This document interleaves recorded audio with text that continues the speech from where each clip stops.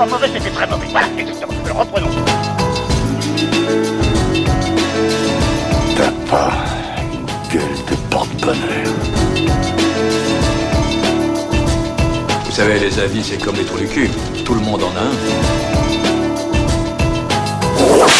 Bienvenue tout le monde à After Eight, épisode 42. After Eight est le talk show qui déconstruit la pop culture. On y parle de tout, ciné, comics, séries, bouquins, et même de politique. Mais cet épisode, on va le consacrer à Spider-Man, et plus précisément à Homecoming, qui vient de sortir en salle. Je suis Daniel Andreev, et de l'autre côté de l'internet, je n'ai pas un, mais deux valeureux chevaliers, à savoir Benjamin François, alias Quix, et Stéphane Boulet, The Notorious Plugin Baby. Hello les gars, comment ça va? Bon alors maintenant, parlons en même temps, c'est ça, l'un sur l'autre. Ou alors, ah non, papa a eu la gentillesse de me laisser commencer, c'est très gentil de sa part. T'as vu ça, Ouais, quel pro-chevalier, hein, vraiment. Salut Daniel, salut Stéphane, salut les auditeurs. Et effectivement, on va parler de Spider-Man Homecoming, qui est donc...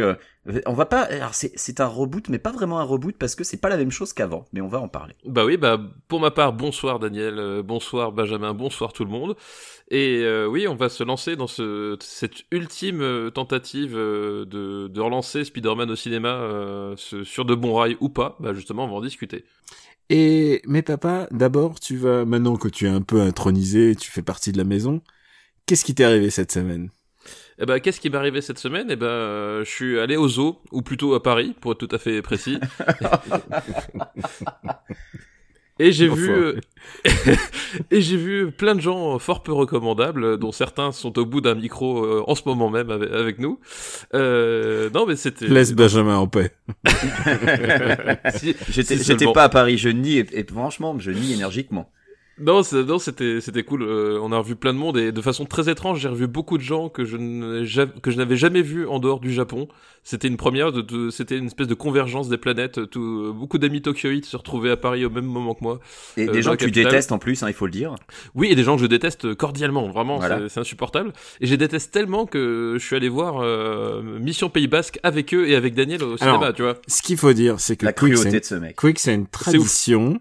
Quick, c'est une tradition. À chaque fois qu'il vient à Paris, il me dit je suis ton homme, impose-moi une comédie, n'importe laquelle, et on la regarde ensemble. La dernière fois, t'es bien tombé, c'était Problemos, mais l'année d'avant, c'était Certifié Halal. Ouais, et Babysitting 2, on s'en était enquillé 2. Et Babysitting 2, ouais, c'était l'année du courage, l'année de tous les risques. C'était difficile. Hein. Et donc, papa a voulu se confirmer à cette tradition, et à un moment, un ami me dit, j'ai envie d'aller voir Mission Pays Basque. Il était de passage de Tokyo, il venait de Tokyo. Ouais, c'est de passage à Paris. Je pense qu'il a dû être super content de revenir avec ce morceau de culture française à Tokyo, tu vois. Et est-ce que tu as aimé, puisque là, attends, c'est ta reco, est-ce que tu as aimé Mission Pays Basque? Figure-toi, comme je te disais à la sortie de la séance, je pense que ce sera sans doute l'une de mes comédies françaises préférées de l'année parce que j'ai passé la séance avec vous, avec toi, et cet ami, et je pense que ce simple fait a fait que ça a rendu cette séance magique. Et il faut le dire pour Quix, c'est un peu un spin-off du Babysitting-verse, puisque c'est l'actrice qu'on voit déjà dans tous les films Babysitting, c'est la nana du mec de Babysitting, le mec qui s'appelle Philippe Lachaud, et il s'est rendu célèbre puisque à peine on était sorti de la salle que ils ont annoncé Nicky Larson au cinéma par le même équipe de Babysitting. C'est effrayant, honnêtement, je trouve pas les mots, mais bon, écoute. Moi je pense que je suis prêt à donner la chance à n'importe qui veut faire une comédie LOL sur le harcèlement aujourd'hui, quoi. Je lui dis bon courage. Ouais. Je lui dis bon courage. Mais je crois que les mecs de Bad Buzz ont du temps libre là en ce moment. C'est pas ça. D'ailleurs, je tiens à dire que pour tes devoirs de vacances, enfin pour mes devoirs de vacances, il faut que je voie un film réalisé par le réalisateur de Bad Buzz. Et oui. Super Ciné Battle, il me manque un truc à ma culture et Qui a réalisé ça? Il a un nom arménien, j'ai un trou de mémoire, je suis désolé. On enregistre exceptionnellement très très tard. Il est presque 2 heures. Et du coup, désolé, les noms des réalisateurs. Le réalisateur de Bad Buzz, désolé, à 2 heures du mat. Les gens googleront si ça les intéresse. Il est passé à la trappe. Ça les intéresse beaucoup. Oui, ce qui les intéresse, c'est de savoir qu'on a joué à Injustice. En fait, j'ai l'impression que papa, il joue le rôle de Quicks, quoi. Il fait tous les passages obligés. Il regarde une comédie. C'est sympa de te sacrifier pour moi, en fait, papa. Oui, hein, t'as parce vu ça? Je me suis Ouais. dit, Quicks, il mérite pas tout ça. Il faut que je prenne le fardeau aussi un petit peu sur moi, tu vois.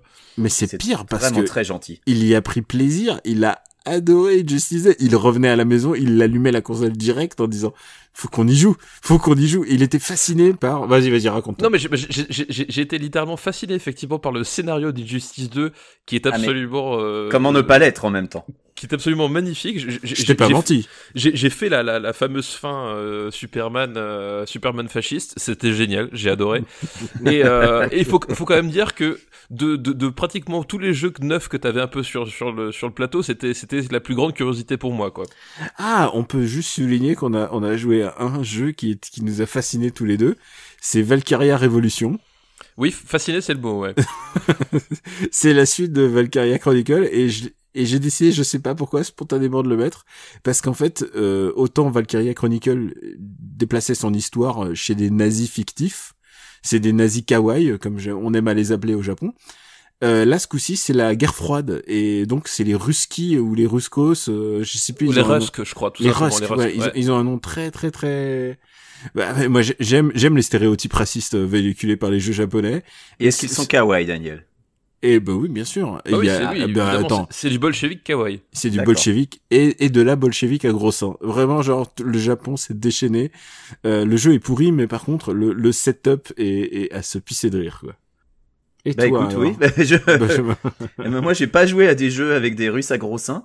Moi, j'étais à la plage. C'est pour ça qu'on enregistre tard, parce que j'étais à la plage.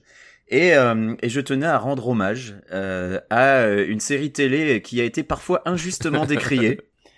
Je veux parler de 24 heures chrono, et plus précisément, alors je crois que c'est le dernier épisode de la saison 2. Et pour ceux qui ne se souviennent pas, eh bien à la fin de la saison 2 de 24 heures chrono, Jack Bauer se retrouve dans un stade, et à un moment surgit de nulle part un hélicoptère avec un sniper dans l'hélicoptère. Et à l'époque, la scène m'avait un peu surprise parce que l'hélicoptère, on l'entendait pas arriver avant qu'il soit à l'écran. Alors, je sais que c'est un procédé cinématographique, que quand un truc est pas à l'écran, il est pas censé faire de bruit, et que donc comme ça t'as la surprise qui va avec. Mais du point de vue du personnage, ça tient quand même moyennement la route, pensais-je. Eh ben non, puisque pendant que nous étions à la plage, nous étions donc à Malibu dans une petite crique. C'est un endroit qui est un petit peu caché. Il faut escalader des rochers, c'est un peu hardcore d'ailleurs, c'est assez dangereux, je déconseille d'y aller les yeux fermés parce qu'il y a moyen de se péter une jambe, mais une fois que tu as escaladé tes rochers, tu es dans une toute petite crique où il y a généralement assez peu de monde parce que personne se fait chier à se trimballer avec les sandales, avec la glacière et avec le parasol sur des rochers qui glissent et où tu peux te casser la margoulette. Mais putain, je t'imagine avec ta valise de pastaga. Oui, j'ai pas emmené de pastaga ce coup-ci, mais c'est vrai que j'aurais pu. Oh, tu sais qu'à côté de nous, il y avait, à côté de nous, il y avait un groupe de mecs qui déjà, commençaient à écouter de la techno à un moment, et il y en a un, c'était genre, tu vois, Aldo Machion à 20 ans. C'était le mec avec les aviateurs, les cheveux gris, le speedo blanc, donc le moule bit blanc, et le type avait un tramp stamp dans le dos. Je te jure, c'était extraordinaire. Le type, c'était... T'as trouvé une faille spatio-temporelle, en fait, c'est ça que c'est en train de dire. Mais c'était extraordinaire. Bon bref, je reviens à mon histoire d'hélicoptère. Donc à un moment, nous étions donc dans cette crique, et donc c'est pas énorme, quoi. Ça doit faire 100 mètres de large, t'as 100 mètres de plage, et de chaque côté, t'as des gros rochers. Et à un moment, déboule à toute perzingue un hélicoptère avec marqué shérif dessus, qui volait à, je sais pas, honnêtement, il devait être entre 5 et 10 mètres de haut, il était vraiment pas haut.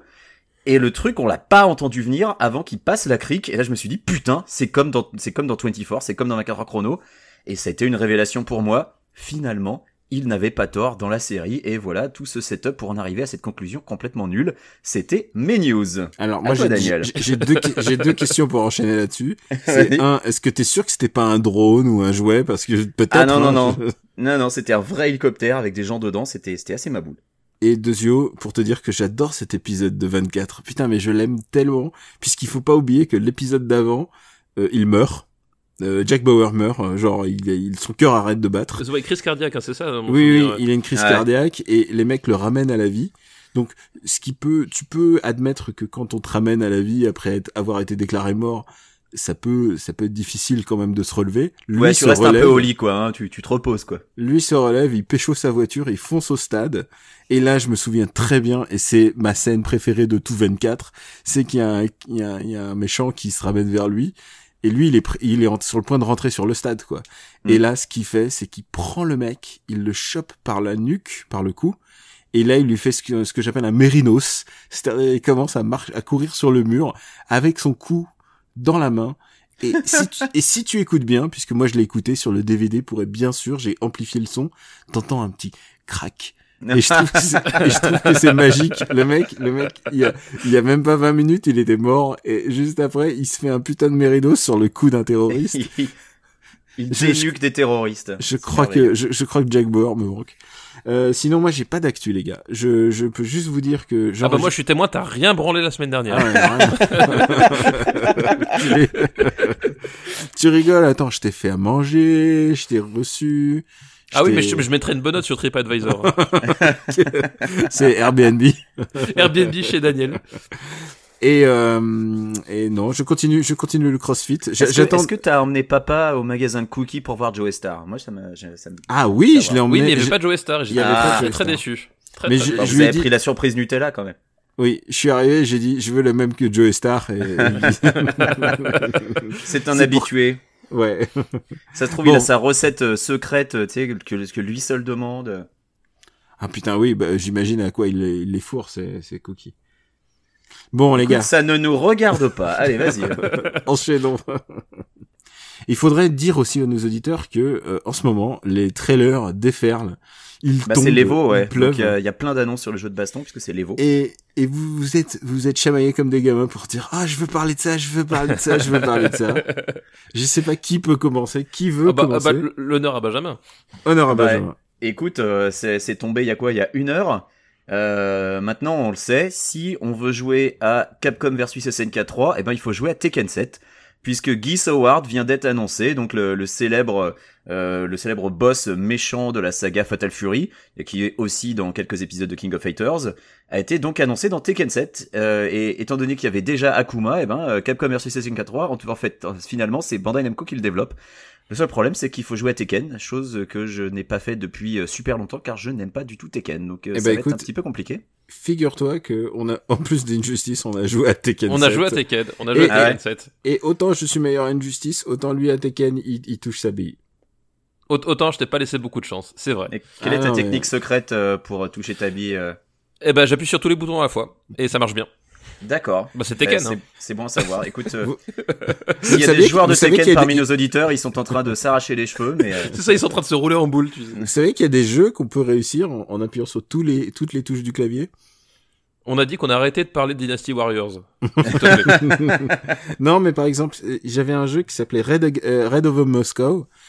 Sur Apple IIc, et en fait j'arrivais jamais à faire décoller mon vaisseau en dehors du hangar parce que c'était vraiment trop dur, mais par contre j'avais appuyé sur toutes les touches du clavier et paf, Moscou explosait. Écoute, c'est pas mal. Ça me fait penser souvenir. Jeu vidéo d'antan. Ça me fait penser à Top Gun sur NES, où je n'ai strictement jamais réussi de ma vie à atterrir sur ce putain de porte-avions. Putain, moi j'ai réussi une fois, mec. Tu vois, on a tous nos traumatismes. Et je peux pas t'expliquer comment j'ai fait. Moi, je me rappelle sur la borne en accès libre à jouer club où on se faisait tourner la manette, tous les gens qui essayaient de jouer à Top Gun, qui se croûtaient en essayant d'atterrir, et à chaque fois, les mecs, ils lâchaient la manette vite, et c'était mon souvenir. Et puis, question souvenir, papa voulait ajouter quelque chose, puisque on vient d'apprendre, et c'est plus qu'une reco, donc c'est une actu. Oui, c'est pas une news forcément très très marrante en soi. Oui, mais en même temps, il faut célébrer cette personne, et voilà, vas-y. Voilà, parce que au même temps que tombaient les derniers trailers de Tekken 7 ou de DBZ Fighter Z, est tombée la nouvelle de la mort de George A. Romero. George A. Romero, donc réalisateur de films d'horreur qu'on connaît surtout pour sa saga des zombies, donc Night of the Living Dead, Dawn of the Dead, Day of the Dead, et puis tous ceux qui ont suivi. Et c'est une nouvelle qui est quand même triste, parce que c'est quand même un grand monsieur du cinéma américain.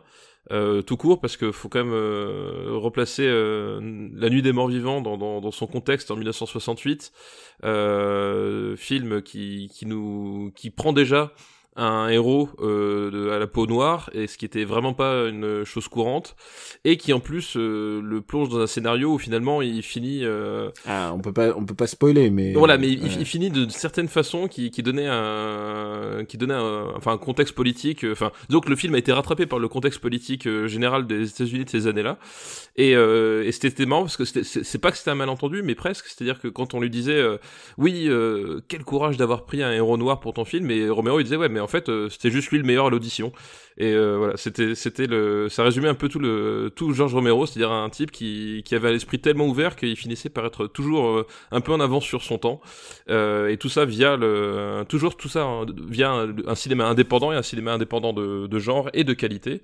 Donc voilà, George Romero nous a quittés, mais ses films sont toujours là, et c'est plus que le moment de tous les revoir les uns après les autres. Et son influence aussi, puisque Resident Evil et tout ça n'existerait carrément pas sans George Romero. Carrément, ouais. De toute façon, c'est lui qui a donné toutes les lettres de noblesse, qui a recodifié le zombie tel qu'on le connaît aujourd'hui. Enfin, je veux dire, dès qu'il y a un zombie qui n'est pas tiré de 28 jours plus tard, parce que voilà, il y a eu le schisme à ce moment-là, mais le zombie classique, le zombie lent. Le zombie lent, le zombie qui n'est pas dit à un infecté, on doit littéralement tout à Romero, les Dead Rising, tout ce que vous voulez. Walking Dead, tous les films qui ont suivi, toutes les séries, toutes les BD, littéralement ce type a réinventé en tout cas un monstre moderne qui continue d'être utilisé aujourd'hui quasiment dans sa forme initiale qu'il avait mis au point en 68 quoi. Et donc hésitez pas, il est vraiment une filmo passionnante et riche. Ouais, d'ailleurs, une petite reco vite fait, c'est dans ces films qui ne sont pas des films de zombies, parce que ceux-là c'est les plus connus, je recommande particulièrement Martin et Creepshow. Voilà, qui sont quand même des films qui veulent vraiment le détour. Eh ben écoutez, on va passer au cinéma, un peu moins Romero, mais ouais, c'est un peu moins gore quand même, hein. Un peu plus coloré, un peu plus tout public, voilà. Bariolé, ouais, tout public. Mon seul problème, c'est que j'avais mis beaucoup de soin à mettre sur pied ce petit jeu pour McLean. Vous avez caché un plan bien huilé. Ouais. Et puisqu'il est si bien huilé ton plan, tu sais où tu peux te le carrer.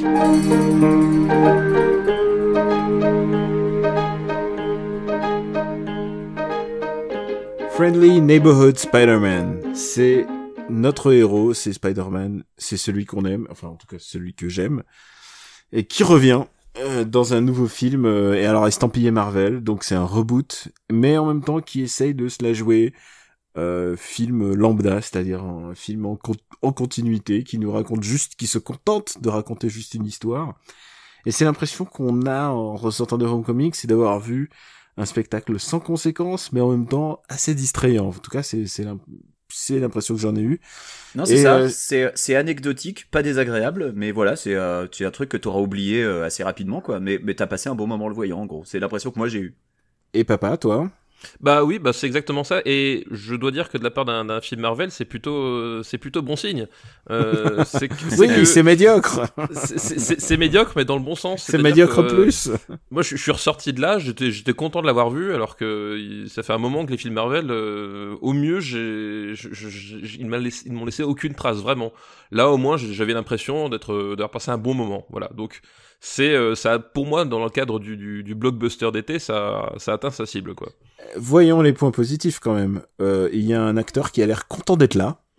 Oui. Je veux dire, il est pas Tobey Maguire qui essaye de nous balancer toutes ces mimiques les plus bizarres, parce qu'il est weirdo, et puis surtout, quand même. Il a 21 ans, l'acteur, mais il en fait moins. Donc je trouve ça très bien, quoi. Ouais. Pour alors fois, il en fait pas 15. Il en fait pas 15. Il en fait pas 15, mais il fait pas 21. Il fait 17, quoi. C'est ça, en fait, il fait 18. En fait, moi, là où ça m'a choqué, pas choqué, mais t'as juste un dialogue à un moment donné où il précise qu'il a 15 ans. Voilà. Et genre, ça m'a écroulé, enfin, pas écroulé tout le film, mais genre, tu te serais tu, et j'aurais cru qu'il avait 18 ans, ça passait, mais genre, j'étais 15 ans, vraiment. Ah, mais oui, c'est ça love interest, surtout qu'à 27 ans, alors là, putain, en plus, elle est gigantesque, elle fait 3 têtes de plus que tout le monde, tu dis là, c'est chaud quand même. Mais il est content d'être là, il fait son taf assez bien, sauf que, le personnage principal, c'est presque son antagoniste à la rigueur, c'est Tony Stark, en fait. puisque il débarque tout le temps pour lui faire la morale, pour lui dire. Enfin, tout le temps, 2 fois en fait. Tout le temps. Ouais, il est là 10 minutes dans le film, hein. Faut pas abuser non plus, quoi. Oui, 2 fois, mais quand il est pas là, il envoie son majordome. Ouais, écoute, moi j'ai envie de tempérer. Moi j'ai envie de tempérer parce que je me rappelle. Moi je suis pas d'accord pour dire que Tony Stark soit vraiment le personnage principal. Je trouve qu'on reste quand même bien sur Spidey quand même. Moi, je me rappelle quand on a vu les trailers, Daniel était archi négatif. Et ça peut se comprendre. Moi j'étais un peu plus positif, mais à l'époque dans les trailers on avait l'impression qu'il y aurait Iron Man pendant tout le film. On aurait l'impression que ce serait Iron Man 4 featuring Spider-Man. Et alors, je peux te dire pas du tout ça. À chaque fois que Iron Man sauvait la situation, c'est-à-dire deux fois concrètement, papa se retournait vers moi puisqu'on l'a vu ensemble. Papa se retournait vers moi en me disant Deus Ex Iron Man. Oui, c'était vraiment c'est vraiment, enfin c'est bon ça le problème en fait, plus que sa présence entre guillemets. Moi il y a 2 choses qui me gênent un peu dans la présence de Tony Stark. C'est effectivement le fait qu'on utilise Tony Stark pour faire un Deus Ex, c'est-à-dire que littéralement il c'est une grosse facilité d'écriture, évidemment. Voilà, il intervient pas, le film, dans le premier cas, s'arrête parce que Spider-Man meurt, et dans le deuxième cas, Spider-Man passe pour une grosse buse, donc c'est un peu gênant. Et surtout, et c'est très étrange, c'est que autant je suis super content qu'on ne voit pas l'oncle Ben mourir une 5e fois en 10 ans, ça me fait très plaisir, mais quelque part c'est dommage parce que du coup la figure paternelle que devient Iron Man dans ce film-là, aurait peut-être eu un tout petit peu plus de sens si l'oncle Ben avait été un tout petit peu plus présent. Disons que si tu connais pas Spider-Man, le comics ou quoi que ce soit, tu regardes le film en l'état brut, la relation entre Spidey et Tony Stark est assez gratuite entre guillemets, alors que avec tout le passif, ça pouvait, enfin le fait qu'il cherche une figure paternelle et qu'il la trouve dans Tony Stark, finalement, avec tout le passif qu'il a, ça a une certaine logique. Elle se justifie, oui. Et c'est vrai que l'oncle Ben est à peine mentionné dans le film, et t'as une ligne de dialogue qui y fait légèrement référence en disant que sa tante vit un deuil. Mais c'est tout, quoi. Je vais vous dire, j'ai un gros problème avec un moment particulier de ce film, c'est que ce film fait beaucoup de citations. Il cite Sam Raimi en reprenant une scène littéralement du bateau qui se sépare, et il refait, enfin, la scène du bateau qui se sépare, et c'est une référence à Spider-Man 2. Et il y a un moment assez évident où il reprend pour moi ce qui est le meilleur numéro de Spider-Man, c'est-à-dire il reprend Amazing Spider-Man numéro 33 quand il est sous les décombres. Quand il est sous les décombres, If This Be My Destiny, et c'est un classique, c'est 1966 les gars. Et donc il est sous les décombres, et normalement il pense à toute sa souffrance, il pense à Uncle Ben, et c'est ça qui lui donne la force de résister. Et là, il pense à ce qui lui donne la force de résister, et c'est Tony Stark. Il voit le reflet de la gueule de Tony Stark dans l'eau, et il dit putain, je peux pas décevoir Tony, machin, et il soulève les décombres, et ça me faisait un peu mal au cul. Et j'ai compris. Et c'est pourquoi attends, est-ce que je veux juste finir avec Tony Stark pour qu'on passe à autre chose, mais le problème c'est que Tony Stark arrive tout le temps comme un père divorcé. Il arrive comme un père divorcé, il lui fait un peu la morale, il lui file des cadeaux, c'est-à-dire il lui file une tenue, il lui file un machin, et ensuite il lui dit bon, dégage, bon, on se casse. C'est le père divorcé distant qui a pas envie de voir son gamin, et lui il a qu'une envie, c'est de briller avec lui, il a envie d'essayer de les appeler. Et Tony Stark est un vrai connard, en fait. Et est-ce que Tony Stark ne serait pas le vrai méchant de cette histoire? Je me suis posé la question, parce que si tu regardes, et là je veux juste pour enchaîner sur le méchant, c'est que les méchants sont créés par Tony Stark. Oui, mais justement, oui, tout à fait. Donc, est-ce que c'est pas lui le méchant, en fait? Mais c'est peut-être là où, effectivement, c'est un peu dommage, c'est que, que Tony Stark soit un connard, finalement, je trouve ça très raccord par rapport à cohérent avec le personnage. Du MCU. Voilà. C'est très cohérent avec le Tony Stark du MCU, c'est un connard, c'est assumé, et on le sait, quoi.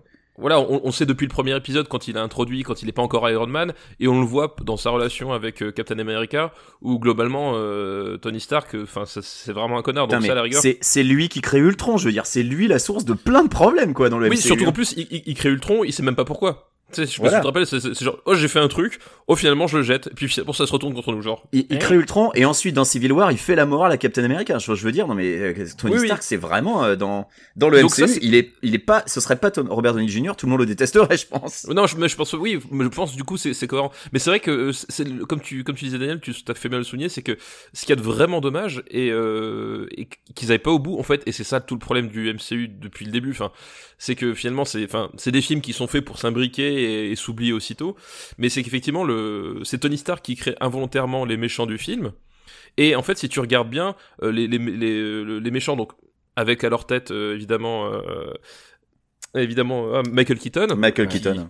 Comme tu dis si bien, qui répète depuis 25 ans le même rôle.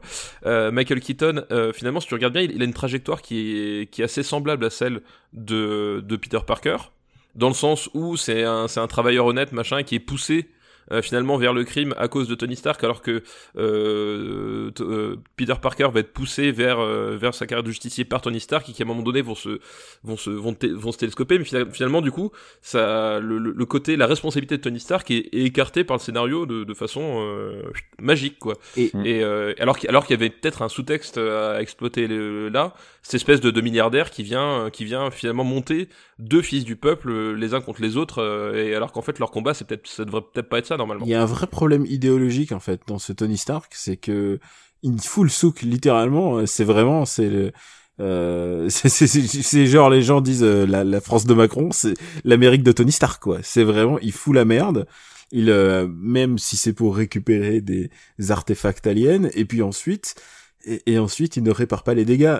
Bruce Wayne lui est infiniment supérieur en termes d'humanité, parce que Bruce Wayne, il essaye au moins d'intégrer les gens dans les processus de reconstruction. Il essaye de réparer les dégâts. Enfin, il a quand même créé Damage Control, justement, qui est la société secrète, entre guillemets, qui va virer la boîte gérée par Keaton. Mais je voulais revenir vite fait sur le This Be My Destiny dont tu parlais tout à l'heure. Quand j'ai vu la scène, j'ai pensé à toi et je me suis dit Daniel va être dégoûté parce que en fait elle est expédiée, j'ai trouvé.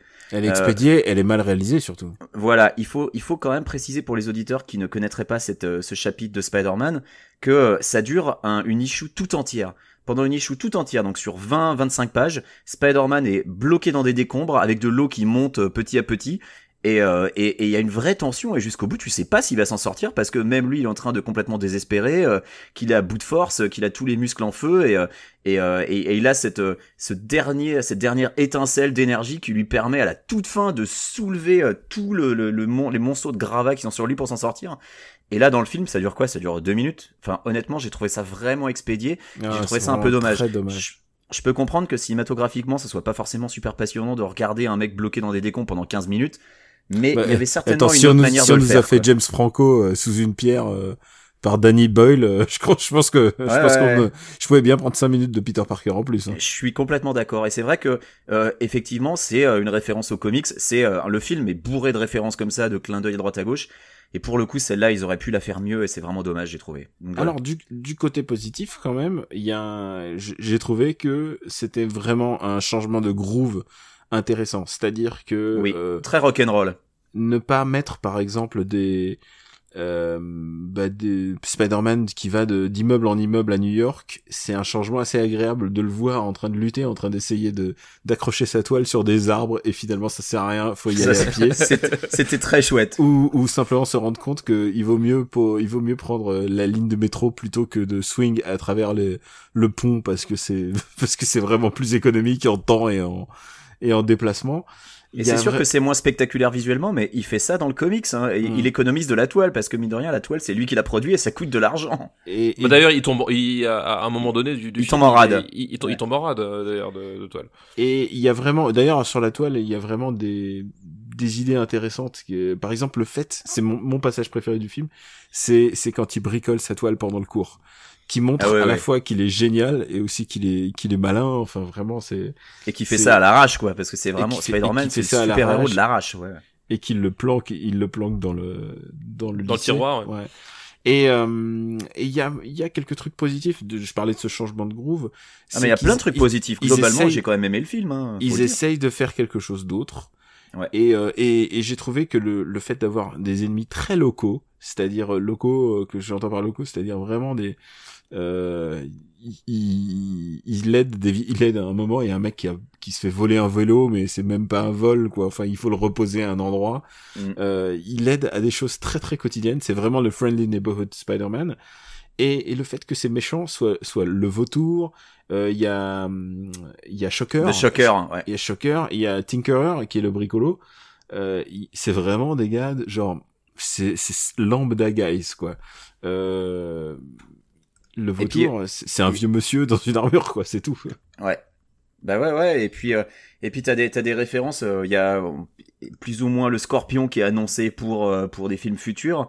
Il y a le personnage de Donald Glover aussi, dont je veux pas trop révéler ce qu'il fait, qui était intéressant aussi. Non, le film est vraiment bourré de bonnes idées globalement. Et il y a ouais, vas-y. Bah, et c'est très agréable à suivre. Et il y a un truc qui est marrant, c'est que c'est un Spider-Man qui reste quand même super pas doué, qui dévoile son identité secrète accidentellement. On va pas dire à combien de personnes parce qu'on veut pas trop en dire, mais ce que j'ai bien aimé, c'est globalement déjà le début. J'ai trouvé l'intro vraiment sympa avec tout ce côté il se filme. Enfin voilà, c'est modernisé, c'est gosse d'aujourd'hui. Pareil au niveau comment ils ont modifié Flash Thompson pour le rendre plus actuel. Ça aussi j'ai trouvé ça cool. Et Mary Jane. Et puis ouais, alors Mary Jane, est-ce que c'est juste un clin d'œil ou est-ce que ça va vraiment être elle Mary Jane? On sait pas. Alors justement, Mary Jane, moi à ce niveau-là, j'ai adoré le personnage en fait. Elle était super. C'est-à-dire elle était géniale. Le passif agressif à la Breakfast Club, hein, c'est clairement c'est clairement assumé. Et juste j'ai trouvé ça tellement con qu'à la fin on finisse sur elle par appelez-moi AMJ, puis elle lance un espèce de regard genre notice me Peter Parker. Je trouvais ça tellement dommage de le faire à ce moment-là. Surtout qu'en plus tu sais qu'elle est intéressée par lui parce que c'est direct dès le début, elle fait non, je suis pas du tout complètement folle de lui, pas du tout. Ouais, c'est ça, il y a un truc, enfin voilà, c'était vraiment le détail de trop, alors que justement tout le personnage fonctionnait par petites apparitions. Enfin, genre quand ils sont dans la salle de colle, enfin moi ça m'a fait hurler de rire quand elle les regarde. Elle fait mais en fait moi je suis pas collé, je suis juste venu là pour faire des dessins de mecs désespérés quoi. Voilà, ça m'a fait vraiment hurler de rire quoi. Parce que il y a eu pas mal de, non pas de gender swap, mais bah ils les ont un peu changés, ils les ont un peu modifiés. Le personnage, tu disais, de Flash Thompson, il a été il est plus basané dans cette version. Et Flash, c'est pas dur, l'acteur c'est le petit gars de Grand Budapest Hotel. Ah bah oui, voilà, exactement. MJ, elle est clairement, c'est pas du tout la même MJ. Bah c'est Zendaya pour les jeunes qui connaissent. Donc du coup en fait au début j'ai du mal à repérer mes marques, mais en fait pourquoi pas tous ces personnages. Et Liz Allan aussi, hein. Liz Allan, c'est sa love interest dans le Liz Allan qui était brièvement love interest de Spider-Man et qui ensuite va devenir l'épouse de Harry Osborn. Et puis il y a Betty Brant aussi, ouais. Il y a Betty Brant aussi vite fait, ouais. Non mais globalement c'est ouais, vas-y. Mais en fait, la grande réussite, c'est Michael Keaton. Michael Keaton devient le premier antagoniste qui m'intéresse dans un film Marvel. Bah, faut le dire, le MCU a toujours eu ce problème des vilains, quoi. Les méchants sont pas intéressants dans les films du MCU et c'est un gros problème. Et là, Michael Keaton, il est super. Donc voilà, il a cette scène extraordinaire dans la voiture. Il se retourne vers lui et il lui fait le speech que font tous les papas. Ouais. Genre, va pas fricoter ma fille, pas touche pipi ce soir. Et il se retourne vers lui en lui disant je vais te défoncer la gueule si tu viens me voir en travers de ma route. Parce qu'il comprend que c'est Spider-Man, voilà. Et il y a tout ce double discours au moment où il comprend que Peter c'est Spider-Man et voilà, mais il a encore des valeurs parce que tu vois enfin bref, on va pas complètement spoiler le film non plus, mais non mais on est parti un peu dans le spoil. Non mais c'est un méchant qui est pas c'est un méchant qui est pas unidimensionnel et qui surtout, enfin tu peux comprendre son point de vue. Et en fait, il est pas outrageusement vilain non plus. Enfin, il est tombé dans le crime un peu. Il est bien écrit. Parce que c'était une opportunité et que c'est pas un mec fondamentalement mauvais. Et mais derrière, tu vois, c'est pas un méchant caricatural, genre je suis très très méchant, genre la Loki quoi. Et puis même un truc que j'ai apprécié et qui a très peu dans la MCU, c'est que au fait, Spidey au cours du film, je crois qu'il l'affronte au minimum 3 fois, si je me souviens bien. Ouais. En tout. Et rien que ça, c'est le genre de truc en fait qui fait que leur rivalité te paraît naturelle au bout du compte. C'est-à-dire que la première fois, ils se fritent, ils se rencontrent, puis après, ils se refritent, ça commence à énerver vaguement le mec, puis après la troisième fois, c'est bon, c'est vénère, il me casse les couilles, et là, faut en finir. Et ça, c'est un truc, tu vois, tous les gens qui disaient, ouais, Kurt Russell est génial dans Guardians of the Galaxy. Non, trop pas, quoi. Non. Ouais, alors parce que justement il fait rien de tout le film et à la fin il s'énerve et ça devient une espèce de gloubi-boulga d'image de Kurt synthèse. Russell, t'es content de le dégueulasse. voir, puis après quand tu vois l'usage qu'en est fait, t'es moins content, quoi. Voilà, alors que là pas du tout. Là enfin tu sens qu'il y a la confrontation entre l'antagoniste et le protagoniste est vraiment bien montée en épingle tout le long du film et du coup tu comprends qu'il y a une vraie rivalité, qu'à la fin ouais ils ont vraiment envie d'en découdre. Et Quoi. il faut en parler, et je vais le dire, papa, je vais pas hésiter. À un moment, papa m'a agrippé par la cuisse, car il ne pouvait plus se retenir, et j'ai senti un vent d'effroi sur toute la lignée, toute la rangée sur laquelle on était au cinéma, puisqu'on était entre amis, hommes et femmes confondus, puisque Marissa Tomei existait juste devant l'écran, et quand elle existait, ça veut dire qu'elle avait un petit pantalon fin dans lequel son fessier s'agitait, et je pense que c'est fait vraiment exprès, et je me suis dit à ce moment-là précis, je me suis dit, on est arrivé à un point où Aunt May devient l'objet d'un fantasme, où on peut dire cette phrase, Aunt May, est-ce que je deviens pas amoureux d'Aunt May, et ce qui est très perturbant.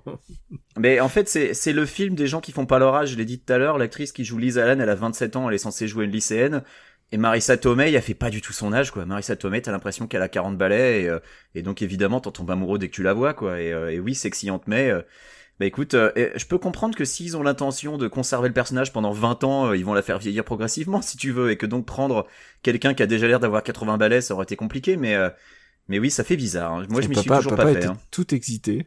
Bah, normal. Ah mais de toute façon Marissa Tomei je suis fan depuis un bon bout de temps. Non mais surtout qu'en plus enfin non seulement c'est Marissa Tomei avec le physique qui va avec, mais surtout c'est un personnage vachement dynamique en fait. C'est ça, c'est en la Aunt May qu'il prend par enfin voilà qui se laisse pas aller quoi. C'est aussi la Aunt May femme seule moderne en fait. T'as aussi peut-être cette relecture-là. Justement, tu parlais du Spidey qui est un jeune d'aujourd'hui avec sa scène d'introduction et le portable. Voilà. Aunt May, c'est aussi ça. C'est aussi peut-être cette espèce de femme moderne qui vit seule qui se fait draguer au restaurant. Voilà, et qui oublie pas que quelque part c'est une femme aussi quoi. Bon, je crois qu'on a passé en revue le film, et avant on va faire comme dans MDR, on va dire combien vous mettez sur la table pour le voir. Mais ça m'a presque fait oublier les très mauvais départs de Spider-Man dans le MCU, c'est-à-dire l'histoire d'un gamin dont la première aventure, la première fois qu'il met un costume, c'est pour aller en Allemagne, c'est pour affronter le Captain America. Faut pas oublier que dans ce monde-là, la première fois qu'il met son costume pour se battre, c'est pour affronter Captain America et ses potes. Et ça me dérange à chaque fois. Et là, ils essayent de faire en sorte que vite fait, on n'en parle plus, on en parle au début, et puis voilà. Ah, moi j'ai beaucoup aimé la manière dont c'est montré au début en plus, moi vraiment ça c'était très drôle. Et oui, faut pas oublier. C'était un peu long, mais ça va. En parlant de drôle, chaque apparition de Captain America est à mourir de rire. Voilà. C'est peut-être le meilleur acteur du film. Oui. Ouais, il est formidable et voilà. Il est génial, ouais. Et les réflexions que font les gens, genre, on devrait peut-être changer la cassette maintenant. Ah là là, mais c'est fantastique. Quand ils sont avec le prof de sport, t'as Captain America qui fait, et là, lui, votre coach, et qui pointe du mauvais côté de l'écran. Enfin, c'est à mourir de rire, quoi. C'est vraiment très très bon. Et ouais, à part ça, et le costume, et son costume qui lui parle comme si c'était... Le costume qui parle, c'est bizarre. Hein. Moi, j'espère que le costume va arrêter de parler assez vite. C'est très bizarre, parce que c'est vraiment pas du tout... Bah ça, c'est vraiment Tony Stark bis en plus. C'est ça, ouais. Enfin, genre, on a eu Jarvis, tu sais comment s'appelle, tu te souviens comment s'appelle la voix? C'était Karen. Et la voix, Karen, tout à fait. C'était Jen Connelly. C'est Jennifer Connelly, et elle est pas au générique, je crois, d'ailleurs. Ouais, c'est Jen Connelly, ouais. Ou elle est peut-être au générique. Non, mais je suis d'accord, c'est assez curieux. Par contre, on a parlé beaucoup des points positifs. Il y a un truc sur lequel je reviendrai dans les points négatifs. Bah vas-y, je pense qu'on est tous d'accord en plus. C'est déjà le dernier tiers. Ouais, comme d'habitude, les derniers tiers. La séquence d'action de fin, c'est à la fois illisible, à la fois qu'est-ce que ça fout là, et enfin en fait tout le film s'écroule là, c'est-à-dire que, ok, les mecs font envoyer la purée, faut faire une scène d'action, puis ils font une espèce de scène d'action à 10 000 pieds d'altitude, éclairée avec un éclairage tout gris, tout moche. Et c'est dommage parce que j'ai trouvé que l'idée de l'avion invisible était plutôt bonne et que visuellement, au début, je fais putain, l'avion c'est pas mal, et en fait, ça devient complètement illisible assez rapidement. Ouais, exactement, ça finit par desservir complètement l'action, ouais. Et surtout en plus, il y a tout un truc autour du fameux super device de Michael Keaton, et t'arrives dans la scène, tu comprends même pas en quoi c'était tellement génial que ça valait la peine qu'on ait 3 dialogues de suite qui reviennent dessus. Voilà, ouais, en gros, c'était un truc pour qu'il puisse respirer à très hautes altitudes, mais Spider-Man, il y est et il a pas de problème, lui, donc en fait, ça a aucun sens, ouais. Ça a aucun sens, puis même le plan de l'avion invisible, genre, tu t'appelles Tony Stark, t'envoies tout ton matos, mais vraiment tout ton matos à toi, et tu te contentes d'un avion invisible avec même pas un garde, enfin, c'est genre... Même surtout, t'envoies même pas un ou deux Iron Man pour accompagner le truc, quoi. On le sait qu'il a des centaines d'Iron Man drones, donc... C'est ça, t'as 80 armures à disposition, t'en envoies pas 2 pour faire l'escorte, non ça c'est voilà. bizarre, ouais. Et t'envoies juste ton majordome qui fait chier Spider-Man le reste du temps. Oui, c'est ça. Non, mais c'est ça, c'est que, à la fois en termes d'écriture, ça a plus aucun sens, et visuellement, c'est juste hideux, et puis du coup, bah, tu termines là-dessus, bah, ouais, c'est quand même franchement dommage. Ouais. C'est dommage, ouais. C'est dommage, mais ça finit à Coney Island, donc c'est plutôt rigolo. Ouais. J'ai bien aimé le crash sur Coney Island, quand même. J'ai trouvé ça sympa. Genre, c'est ça qui est intéressant dans ce Spider-Man-là, c'est qu'ils ont... On a vu tout New York. Ils ont vraiment utilisé New York à fond. Queens, Brooklyn, New York, Manhattan. Le métro à nouveau, non. C'était une petite visite guidée par la petite porte, et c'était pas désagréable. Donc on est à peu près d'accord. Donc combien tu mets, Daniel? Divertissement anecdotique, je lui mets 3 sur 5. Non, mais tu veux dire en... 6 sur... On parlait comme dans MDR, combien d'argent tu mets pour le voir? 4 euros? 4 euros et demi? Ouais. Bon, écoute, moi je mets le prix d'une place normale, hein. J'ai passé un bon moment. J'ai remarqué que dans MDR, vous mettez jamais le prix d'une place normale, les gars, à un moment. C'est rarissime. Moi, j'ai mis 11,20€ dedans, je te garantis que ça les vaut pas quand même. Bon. Hein, 11,20€. Okay, en sachant que j'ai vu Memories of Murder la veille et que la place était moins chère, tu vois. Combien était, mission Pays Basque? C'était 7,60. Et ça aussi, je mets pas les 7,60 dedans. C'était la séance du matin. Le matin, 9h, paf, mission Pays Basque. Je vais être complètement honnête avec vous. Je vais mettre 7,60 pour Spider-Man parce que moi, j'ai pas payé pour le voir. Donc, effectivement, moi, je l'ai vu via le boulot. Mais il y a que moi qui me fait niquer, en fait. Bah ouais, désolé. Ah, putain, via le boulot. Putain, et trop ouais. bien. Bah écoute, j'espère que t'auras encore plein de bonnes surprises comme ça. Le bois ne rend pas les coups. After Eight est à titre trompeur, parce qu'à la fin, on balance nos recommandations. Et là, on est 3, donc c'est 3 recos. Papa, à toi l'honneur. Eh ben écoute, je vais recommander le jeu sur lequel je suis en train de jouer en ce moment, que j'ai chopé au solde, qui n'est autre que Fire Emblem Fates. Alors moi j'ai pris l'épisode Conquête, hein, parce qu'il faut savoir qu'il y a 2 cartouches qui correspondent à Fire Emblem Fates. Il y a Conquête et Héritage, hein, je crois que c'est ça. Deuxième, et moi j'ai pris Conquête parce que les mecs ils avaient l'air de gothique sur la jaquette, donc ça m'a plu. Conquête, ça veut dire que tu joues avec le Nord. Avec le Nord, donc avec les Stark en fait. Ceux qui t'ont adopté. Voilà, avec ceux qui m'ont adopté. Putain, t'es Jon Snow en fait. Je suis littéralement, Jon Snowhead parce que je joue une femme là. Mais l'idée c'est ça. Donc Fire Emblem, tactical RPG nippon, ni mauvais, qui remonte. Oh merde. Elle est parfaite. Ça en plus pour un jeu que j'ai recommandé il y a un an. Non mais voilà, mais moi j'y ai rejoué. Puis enfin j'adore Fire Emblem d'une manière générale et du coup là c'était l'occasion de m'y replonger. Et écoute, c'est un épisode. Alors je suis pas allé jusqu'au bout. Hein. Comme dit, je suis en train d'y jouer. J'ai à peine commencé. Là, je suis au chapitre où on t'apprend le twist à propos du personnage, que justement voilà, c'est un peu comme comment ça s'appelle, la vie est un long fleuve tranquille, mais avec des ninjas. Et c'est ça hein, en fait le scénario. Hein. Et du coup voilà, j'en suis à peu près à ce moment-là, mais voilà, on voit déjà un peu tout le travail ciselé d'Intelligent System et de Nintendo. Donc voilà, si vous aimez les tacticals, moi c'est un genre que j'aime beaucoup. Il y a pas tellement de représentants que ça, et comme on a dit, il y a Valkyria qui s'est bien pété la gueule à ce niveau-là. Ah putain, on s'est bien amusé. Donc il me reste Fire Emblem et XCOM. Donc écoutez, jouez à Fire Emblem parce que c'est cool. Et toi, Quix, qu'est-ce que t'as à nous recommander? Eh bien moi Marocco, ça va être un documentaire dont j'ai assisté à la première la semaine dernière qui s'appelle American Valhalla. Et c'est un documentaire qui est centré sur la collaboration entre Iggy Pop et Josh Homme, ci-devant le leader de Queens of the Stone Age et de Them Crooked Vultures. Je crois que papa connaît vaguement le mec. American Valhalla, voilà, revient donc sur cette collaboration et raconte comment Iggy Pop a été amené un jour à contacter Josh Homme en lui disant « Dis donc, ça me dirait bien de faire un peu de musique avec vous ». Et comment les gars sont partis dans le désert à Joshua Tree pour enregistrer un album dans un studio, et ensuite comment ils ont récupéré d'autres musiciens. Alors il y a notamment le batteur des Arctic Monkeys qui les a rejoints, et puis il y a ensuite d'autres membres de Queens of the Arctic Stone Age. Monkeys qui avait été produit par Josh Homme aussi. Enfin, tu Ouais. vois, c'est un cercle vertueux. Oui, Quoi. ils se connaissent. Hein. Il est pas allé chercher des mecs sur Craigslist. Il savait quand même à qui il s'adressait. Et donc ensuite, tous ces gens-là sont partis en tournée. Il y a eu notamment, ils ont terminé à Paris, mais le plus beau concert pour eux, c'était celui de la veille, qui était au Royal Albert Hall de Londres, où tu vois des images absolument extraordinaires. Et en fait, à la fin de la tournée, Josh Homme explique qu'il a vécu une post-pop depression, qui était le titre de l'album lui-même, en disant voilà, une fois que t'as vécu ça, qu'est-ce que tu fais de ta vie, quoi. Une fois que t'as eu la chance d'aller au bout de tes rêves, de jouer avec une de tes idoles, parce que il rappelle notamment que lors de leur répétition avant la tournée, genre une de leurs ultimes répétitions avant la tournée, alors qu'il devait être interviewé, Iggy Pop apprend, alors qu'il devait prendre l'avion, la mort de Bowie. Et il était extrêmement ami avec Bowie à une époque. Ils ont collaboré de multiples reprises. Ouais. Ils sont C'était échangés des très longue chansons amitié, même. Hein. T'as Iggy Pop qui a Oui, écrit tout des à fait, chansons exactement. qu'ensuite il a pas interprété et que Bowie a interprété pour lui, genre China Girl par exemple. Voilà, la plus connue c'est China Girl, ouais. Et que justement donc ils ont joué pendant leur tournée.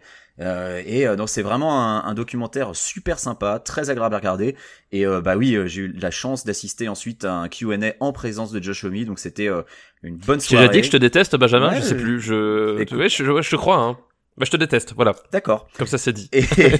Écoutez, je ne sais pas dans comment sera diffusé le documentaire en Europe, potentiellement en DVD et certainement ensuite en replay ou en VOD, j'imagine.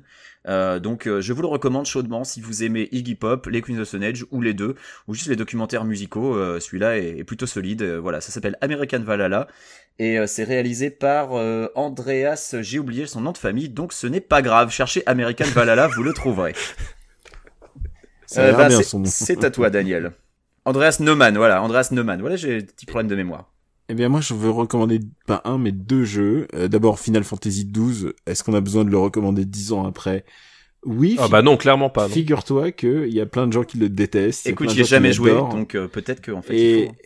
Et il y a plein Non, de gens pas qui obligé, sont pas non. d'accord. Non, moi je trouve que c'est un jeu vraiment passionnant. Et le simple fait qu'il y ait des gens qui soient véhément pas d'accord, c'est assez intéressant en fait. Oui, c'est comme avec les films de Michael Bay, du coup. Oui, voilà, si tu veux. Sauf que c'est quand même, tu peux pas comparer l'intelligence de Final Fantasy XII à Michael Bay. C'est pas possible.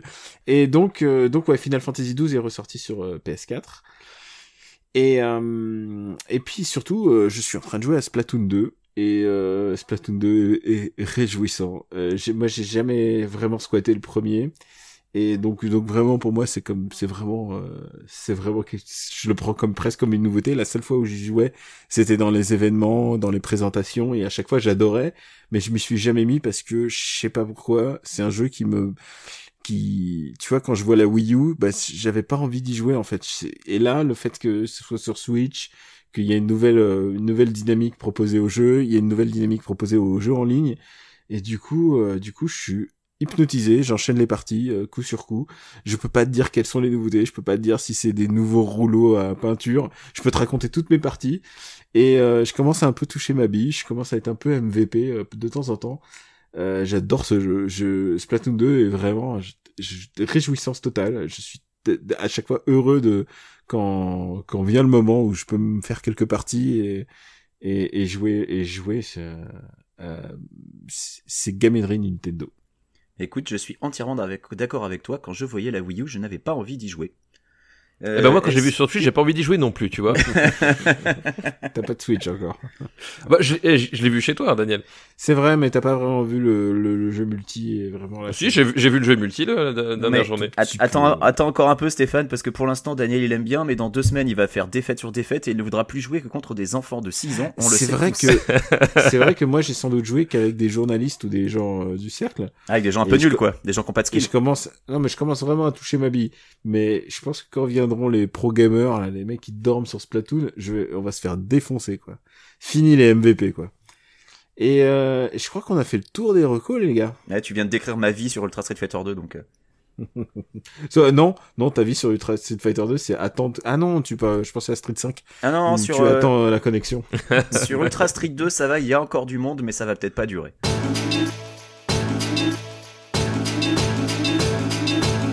Papa, où peut-on te retrouver sur Internet ? Eh ben écoute, sur l'excellent podcast Super Ciné Battle, je sais pas si t'en as déjà entendu parler, mais je le conseille vivement. Je connais pas. La semaine prochaine. Voilà, je crois qu'il y en a un la semaine prochaine, exactement, lundi pour être précis. Puis sur Gamecult, sur Twitter, @gkpluginbaby, sur Sens Critique, Plugin Papa, et puis c'est déjà pas mal. C'est déjà pas mal, tu m'étonnes, ouais. Et Quix. Eh ben moi, vous pouvez me retrouver donc dans After Eight, sur after8.fr. Sur les forums de Gamecult, honnêtement ça fait très... Enfin si, j'y vais encore de temps en temps, mais essentiellement sur Twitter, KWYXZ. Et puis voilà, il faut que je prévienne qu'on va pas tarder à déménager de serveur. Donc si de temps en temps vous avez des problèmes pour vous connecter, pour récupérer les épisodes, ne paniquez pas, ça va être normal, il va y avoir une petite période de transition, je suis en train de fignoler tout ça. Donc voilà, on va migrer, ne paniquez pas, et dans l'idéal, une fois que la migration sera terminée, on aura une machine toute récente, toute moderne, qui va tracer sa race et qui va aller super vite, donc ça va être super. Daniel, où peut-on te retrouver ? Plus rapide. Ah oui. Et moi, vous pouvez me retrouver sur Twitter, @KamoiRobotics, et bien évidemment Super Ciné Battle. Bien évidemment MDR, mais sauf que MDR est passé en mode vacances et on s'est terminé avec des comédies vraiment nulles, donc mais surtout il doit y avoir des comédies qui sortent pendant l'été. Comment on va faire nous ? Bah comme Mission Pays Basque. C'est dommage, vous avez pas pu en parler. Écoute, je prépare les épisodes de la rentrée et je pense qu'on va faire des flashbacks sur toutes les médiocrités de l'été. Je pense que chacun va venir parler de son dégoût pour tel ou tel film. Imagine si Bad Buzz était sorti pendant les vacances, comment vous auriez fait ? Putain, ça aurait été la merde, parce que Bad Buzz, je pense que c'est une daube anthologique. Ah bah oui, c'est ce que vous disiez dans l'épisode. 49 000 spectateurs Alors moi, je souhaite à aucun film de se vautrer comme ça, sauf à Bad Buzz, parce que vraiment, c'est vraiment un gadin mérité, quoi. C'est nul, enfin. Ça me paraît déjà trop, tu sais, quand j'entends 49 000... 49 000, t'es pas dans tes frais. Hein. Oui, non mais... Même pas le catering coûte plus cher. Hein. Écoute, moi j'ai vu le Baltringue en salle, je persiste à dire que 49 000 pour Bad Buzz, c'était trop. C'est vrai. Le Baltringue, ils ont fait 250 entrées. Hein. Il faut rappeler ce qu'est le Baltringue pour nos éditeurs les plus jeunes. Baltringue est un film... Le film de Vincent Lagaffe. Et il faut rappeler qui est Vincent Lagaffe pour nos éditeurs les plus jeunes. Non, en fait, ils vont chercher eux-mêmes, ils vont faire Google et ils vont voir, voilà. Mais confondez pas Lagaffe, Gaston Lagaffe et Vincent Lagaffe. Ah oui, c'est pas du tout la même chose. Mais je pense que les plus jeunes connaissent aucun des deux, tu sais. Beaucoup de piqûres de rappel à cet épisode. Et je crois que c'est à peu près tout. J'ai écrit dans Gamecult, j'ai fait le test de FF12. Et puis je crois que c'est à peu près tout. On est bien entendu en vacances, mais on va essayer quand même de faire nos épisodes. Enfin, on est en vacances. Enfin, parle pour toi, je suis pas en vacances. Non, pardon. Moi, je suis en vacances aussi. On n'est pas en vacances, on continue de travailler. Et on pense quand même à ceux qui sont en vacances ou que ceux qui travaillent, on continue de faire les podcasts. On continue d'essayer de vous alimenter pendant l'été parce qu'on sait que pendant l'été, en fait, vous nous écoutez et vous êtes même plus à nous écouter en été qu'en hiver. Nous écouter sur la route des vacances, comme on l'a dit en blablacar, voilà, parfait. Oui, il faut vraiment le harcèlement moral. On va écouter les 24 épisodes de la première saison. Et donc, on vous remercie de nous soutenir. Vous pouvez retrouver le podcast sur after8.fr, sur iTunes, sur YouTube, où vous pouvez mettre des pouces bleus. Vous pouvez mettre des commentaires sur iTunes parce que ça aide au référencement du podcast. Ouais, les petites étoiles. Et puis on vous remercie je pense qu'on se dit rendez-vous dans 1 minute après le générique pour un bonus. Et on vous embrasse très fort et on vous dit à bientôt. À bientôt, salut. Ciao à tous.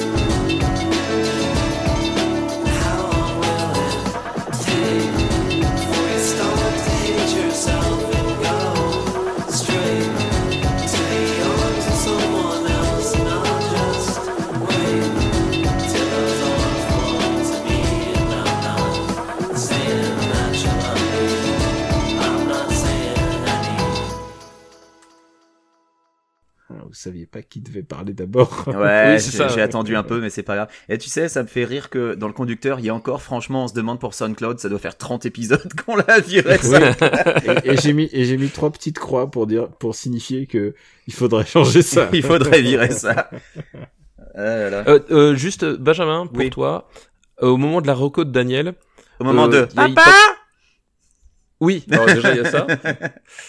Et ça, j'ai pas pigé ce qui s'est passé, mais bref. Il y a aussi le chat qui est monté sur la table et qui s'est vautré. Ah, et c'est ça donc fait un ça. gros clong. Ah oui, oui, non, Voilà. mais j'ai entendu, il y a eu plein de bruit. Il y a un moment pendant que tu parlais, il y a eu du bruit du côté de Daniel aussi, donc... Non, putain, moi, les j'ai mecs... pas bougé. Ah si, il y a un moment où papa parlait, il y a eu énormément de bruit, mais bon, je Oui, me disais... oui.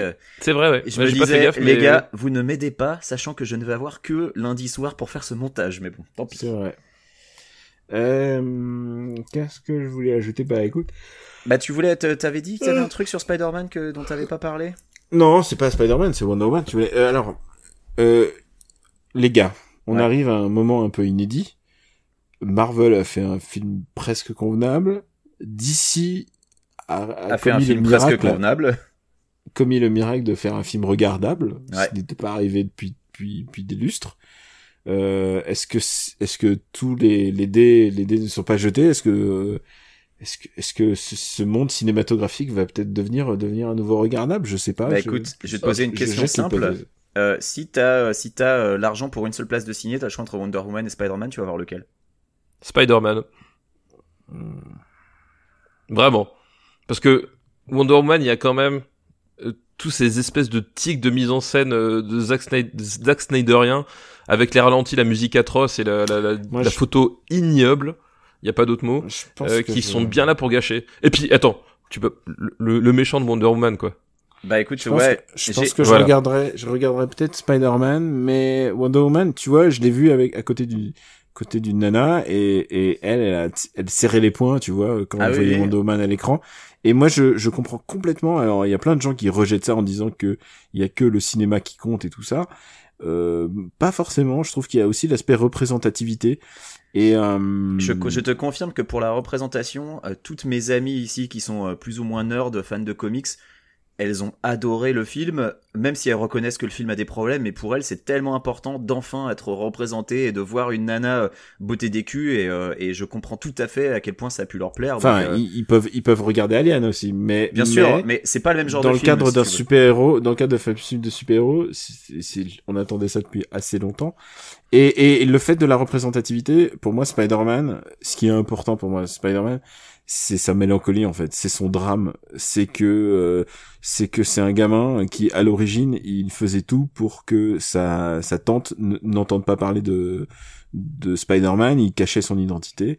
Parce que s'il lui révélait la vérité, eh ben, elle allait faire une crise cardiaque. Ouais. Et donc, ça ajoutait encore plus à son drame. Et ce qui est très important pour moi, pour Spider-Man, c'est sa culpabilité. Et le fait que il mette un masque, ça lui enlève cette culpabilité, ça lui donne des responsabilités, et il devient quelqu'un d'autre, et aussi, il gagne en verve. Il parle pas de la même manière une fois qu'il est Spider-Man et une fois qu'il est Parker. Et je trouve que ce film était pas excessivement réussi de ce côté-là. Mais ça par contre, c'est un aspect que tu ne ressens que si t'as lu les comics et que t'as aimé les comics. Ah, c'est purement personnel, hein. Là c'est vraiment, tu parles de représentativité, c'est là au contraire on est sur une frange très finalement restreinte à mon avis. Oui, bien sûr, mais ce que je veux dire c'est que c'est bien aussi que des gamins puissent s'identifier à un super-héros qui fait gaffe à pas tuer des gens. Oui, c'est ça. Je veux dire, ça reste quand même des films de Spider-Man, c'est ça, hein, des films de mômes. Et je trouvais ça important après toutes ces années de c'est sûr. Wonder Woman, elle est génocidaire aussi. Et Wonder Woman, elle bute des gens à tour de bras. Ouais. Elle bute des gens au ralenti, et c'est cool filmé en contre-plongée. Elle comprend que c'est mal. Elle comprend que c'est pas bien. Elle comprend après avoir empalé un mec sur son épée sur le toit d'un truc.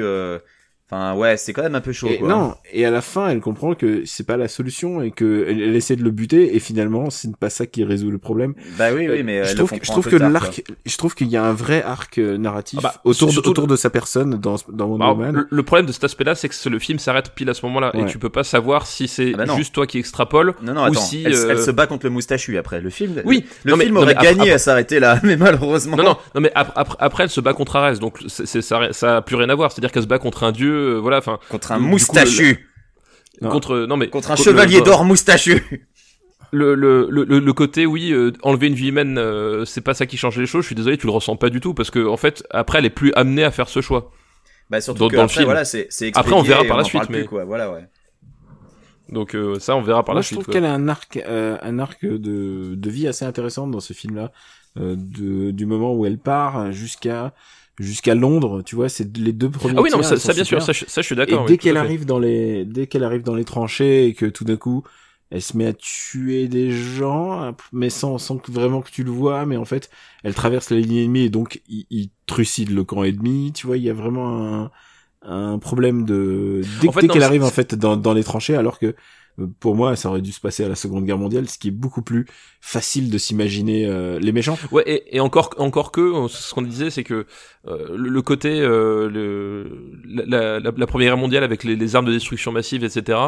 Finalement, bon, auquel tape pas des nazis, mais finalement, au final, je trouve pas ça si problématique que ça d'avoir changé en fait. Au début j'avais beaucoup de craintes, mais finalement on s'en fout du fond, on est plus vraiment sur l'horreur de la guerre. Il y a une scène, et pour moi elle est genre assez révélatrice, c'est quand Trevor arrive donc sur l'île, il est poursuivi par des Allemands, il les pointe du doigt à Wonder Man, il dit "They're the bad guys". Voilà, c'est les méchants. Et pour moi, c'est pas du tout évident que les Allemands soient les méchants pendant cette guerre-là. C'est les ennemis, mais c'est pas genre les méchants, et ils sont très joués, et d'ailleurs on les voit parce qu'ils ont des trucs d'entraînement, ils ont les machins de gaz et tout. Ils sont des nazis sans être des nazis, quoi. Voilà. Ils sont joués façon nazi. c'est très bizarre. Et c'est vraiment. Mais après, tous ces films, que ce soit Wonder Woman, Spider-Man, c'est des films à multi-auteurs qui sont sur Spider-Man, je crois qu'ils sont 5 dessus, tu vois. 6, ils sont 6 auteurs. 6, bon, Ouais. tu vois, donc c'est des trucs de consortium. C'est des scénarios écrits, réécrits, redigérés, script doctorés, voilà. Bon, c'est de la main levée. À mon avis, c'est à la main levée pour tous les trucs. La plupart des mecs ont. Et sans parler des scènes qui sont improvisées, j'ai lu que tout le dialogue dans le bateau où t'as Diana qui explique que pour les orgasmes, un homme en fait c'est pas tellement nécessaire, c'est improvisé. J'ai trouvé ça merveilleux que ça reste dans le final cut parce que et a priori la réalisatrice a dû se battre auprès du studio pour garder cette phrase. Et moi c'est une de mes scènes préférées du film en fait, quand déjà t'as Steve qui est dans le bain et qu'ose pas trop en sortir et qu'elle est là genre non mais t'es gentil mais voilà je m'en fous quoi. Et qu'ensuite ils ont leur discussion dans le bateau. J'ai beaucoup aimé ces scènes alors que c'est pas du tout des scènes d'action. Mais par contre, le passage dans le No Man's Land, moi les nanas dans la salle et hurlaient de joie. Toute la scène d'action où tu vois Diana qui dit non mais vous êtes bien gentil mais moi je vais y aller à la baston, moi je vais aller les taper, j'ai pas peur. Ça les a, voilà, ça les a galvanisés. Ah mais le fait, j'ai jamais vu autant de joie dans des meufs qui assistaient à un massacre. Non mais comment elle s'appelle? J'ai un trou de mémoire sur l'actrice. Gal Gadot. Non, House of Cards. Robin Wright. Robin Wright. Robin Wright. J'ai jamais vu autant de gens, enfin de filles, genre exulter en voyant Robin Wright filer des flèches dans des Allemands. Ah, elle était formidable. Ouais, c'est genre, c'est out of fucking nowhere et je trouvais que c'était assez kitsch ce passage-là, mais en fait assez rigolo quoi. Et je comprends complètement qu'on s'identifie. Le problème, c'est que tous ces films sont organisés pour que ils s'entremêlent les uns les autres et que le suivant là, la prochaine étape, c'est la Justice League. Hein. C'est Justice League d'un côté et c'est Thor. Ouais. Bah, écoute, Thor, j'ai encore un secret espoir parce qu'il y a Hulk dedans, et puis qu'ils ont vraiment compris qu'il faut absolument que Thor, ils arrêtent de les faire serious business et qu'il faut qu'ils rajoutent du délire et donc qu'ils sont partis dans sitcom. Et ouais, ils sont partis dans un délire 80s, rien qu'avec la fonte, la police de caractère du titre. Et puis bon avec le réel derrière. Alors moi justement j'ai très peur du Guardian of the Galaxyisation du MCU, en sachant que déjà dans Guardian of the Galaxy je trouvais ça extrêmement forcé. Autant là justement dans Spider-Man, ce qui avait de bien c'est que je trouvais le film vraiment drôle parce qu'il restait vraiment dans un cadre adolescent et que ça c'était pertinent. Mais j'ai peur qu'ils appliquent ça à tout le MCU et que t'aies des blagues. Ouais, t'as vu, moi aussi j'ai un magnétophone à cassette, au secours quoi. J'ai peur que dans tous les films du MCU, il y a un mec en armure qui arrive pour te faire la morale et oui ça arrive, c'est maintenant c'est bon. Écoute, on va voir, mais moi des films qui sont basés de comics, j'ai envie qu'ils soient fun sans déconner quoi. Le monde de Zack Snyder m'intéresse pas, c'est chiant à pleurer. Et autant moche. et c'est moche surtout, et je peux comprendre que tu vois quand Nolan fait The Dark Knight qu'il essaye de garder un côté serious business et tout, mais j'aime bien aussi les films un peu fun et j'aime bien que le MCU essaye un peu d'avoir. Oui, mais alors justement non mais ouais, ça le fun j'ai rien contre, c'est juste le fun de supermarché, ouais, c'est top années 80. Fait par des mecs en costume Armani avec des montres à $15,000. Franchement moi je suis pas client du tout quoi. Écoute, de toute manière, dans une semaine, on n'en parle plus, il y aura Dunkerque. Voilà.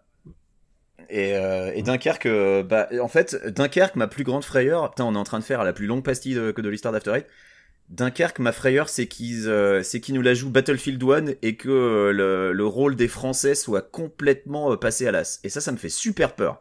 Alors, parce que les trailers donnent vraiment l'impression que, ouais, non, les mecs, voilà, parfois, il est nécessaire de reculer pour mieux revenir à l'attaque et tout. Ouais, super, mais faut pas oublier que Dunkerque, s'il y avait pas eu les Français qui sont partis au suicide avec le fusil à la main, le truc ça aurait été perdu quoi. Donc, j'espère que Nolan a l'intelligence de faire ça correctement. J'ai encore de l'espoir. Il a appelé le film Dunkerque, c'est pas pour rien. Maintenant, on va voir, mais j'ai peur. Peut-être que ça va être comme Battlefield, il va pas choper le DLC. Et voilà, et il faudra choper le DLC en VOD pour avoir les Français dans Dunkerque.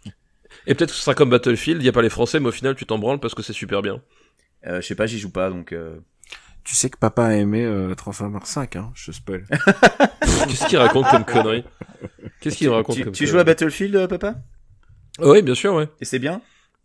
Ah, ouais, il est vraiment bien, il est vraiment bien, et puis ouais, bon, après, c'est sûr, c'est pas le même contexte, quoi, c'est Battlefield, t'es clairement dans la war fantasy, à fond les ballons, enfin, je veux dire, c'est pas du tout, la doctrine de la Première Guerre mondiale, donc, à partir de là, c'est surtout ça, où la polémique sur la présence des Français ou pas, t'en avais rien à foutre, de toute façon, le jeu de base, c'était un espèce de délire fantasmé. Voilà, bon, là, effectivement, Dunkerque de Nolan. C'est comme la Première Guerre mondiale de Wonder Woman, historique. alors du coup, tout est lié. Oui, non, mais c'est ça, effectivement. Enfin, voilà, la première guerre mondiale de Wonder Woman, c'est vraiment le même trip que Battlefield 1, donc, bon, qu'il manque des factions et tout. Bon, écoutez, les gars. Bon, les news, je pense qu'on a passé la plus longue depuis très longtemps. et savoir que il va falloir que je monte avec surtout que c'est des conditions d'enregistrement tellement space avec toi, Daniel, qui est pas chez toi, papa qui est planqué. T'es où? T'es dans la laverie encore ou Non, je suis dans le salon, mais j'ai le chat qui a pas arrêté de me coller pendant tout l'enregistrement, quoi. Bon, bah, le montage va être super relou. Allez, j'appuie sur stop. Et moi aussi. Eh ben moi pas, parce que je suis un rebelle.